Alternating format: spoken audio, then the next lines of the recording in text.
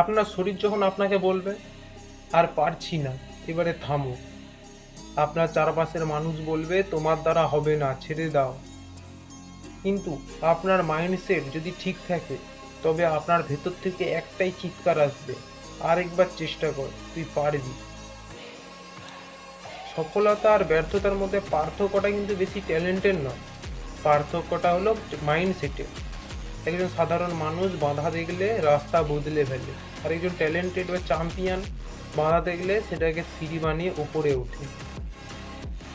আপনার সাথে কি ঘটেছে সেটা আপনি নিয়ন্ত্রণ করতে পারবেন না, কিন্তু সেই ঘটার বিপরীতে আপনি কি অ্যাকশন নিচ্ছেন সেটা সম্পূর্ণ আপনার হাতে। অজুহাত দেওয়া বন্ধ করুন। আমার টাকা নেই, আমার সময় নেই, আমার ভাগ্য খারাপ, এই কথাগুলো দুর্বলরা বলে। আপনার লক্ষ্য যদি পরিষ্কার থাকে, তবে কোনো ঝড় আপনাকে থামাতে পারবে না।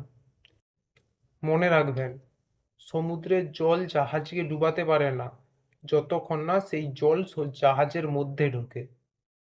ঠিক তেমনি বাইরের নেগেটিভ আপনাকে ততক্ষণ হারাতে পারবে না যতক্ষণ না আপনি নিজের মনে মনে হার মেনে নিচ্ছেন। নিজের মাইন্ডসেট এমনভাবে তৈরি করুন যেন আপনার পরাজয় দেখে অন্যরা হাসার সাহস না পায়, বরং আপনার সাফল্য দেখে তারা শিখতে কিছু পারে।